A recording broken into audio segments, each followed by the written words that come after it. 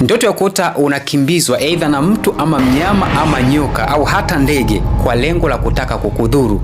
Maana yake ni nini? Mimi Tumaini Tips, mwalimu wa jamii, lakini pia ni rafiki yako kwenye ulimwengu usioonekana kwa macho, ulimwengu wa kiroho. Kuna kitu kimoja nataka nikifundishe kwenye hii ndoto. Kipengele kidogo sana lakini ni kikubwa na kina maana kubwa kama utakielewa. Kwanza, ukiota unakimbizwa kwa lengo tu la kutaka kudhuriwa, kwa sababu kuna ile kukimbia, mnakimbia mchezo tu bwana, nimeota sijui kimchezo, lakini hii yani mnyama ama mtu unakuwa unaota kabisa kwamba huyu anataka kunidhuru.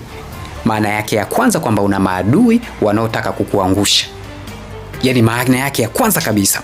Lakini hicho kipengele ambacho nataka nikuelekeze hapa ni kwamba katika ukimbiaji, yani ukiwa unakimbia katika ule ukimbiaji, kama unakimbia kwa spidi kali sana, uelewe mwili wako uko vizuri, kinga zako, nyota yako iko juu. Sinaweka vizuri, kama kwa spidi ya hali ya juu kiasi ambacho yani wao wanataka wakushike, yani kama gari vile. Sinaeleka vizuri, wewe mwili uko vizuri. Kwa hiyo nakushauri unafanya ibada. Lakini kama spidi yako ni ya kobe, yani unaweza ukakimbizwa, unapaa, unaanguka, yani unajiona mzito, ni hatari kiasi ambacho hata ile kwamba wanakukimbiza unajikuta unachoka sana.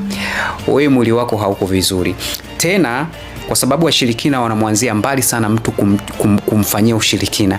Maana yake ndoto inasema wapo karibu kuweza kukutia kwenye target.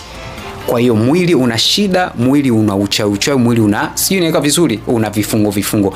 Kwa hiyo hakikisha unavitoa. Hii kodi ni muhimu sana, unapaswa kuielewa. Ni kodi muhimu sana, unapaswa kuielewa. Kwa hiyo hizi ndoto pia tunaweza tukazitumia kama sehemu ya kuweza kuelewa, kumbe mwili wangu uko hivi. Sawa sawa. Ni kiujanja na kiuelevu sana. Chukua namba yangu katika bio pale, njoo WhatsApp niambie mwalimu, ningependa kujifunza zaidi. Kuna masomo ambayo yanapita free kwa status, free kwa status tu. Sawa sawa, unaweza ukajifunza mambo mengi ambayo yanagusa nyanja muhimu za maisha yao. Lakini pia nisisitize kwa upande wa vijana, ibada hiyo kipaumbele chenu cha kwanza. Tunaishi muda mfupi sana, lakini wanaume hakikisheni mnazisimamia familia zenu, kuhakikisha mtoto na mama chanja wanamfanya Mungu kwa kipaumbele chao cha kwanza kibado chini ya uongozi wako.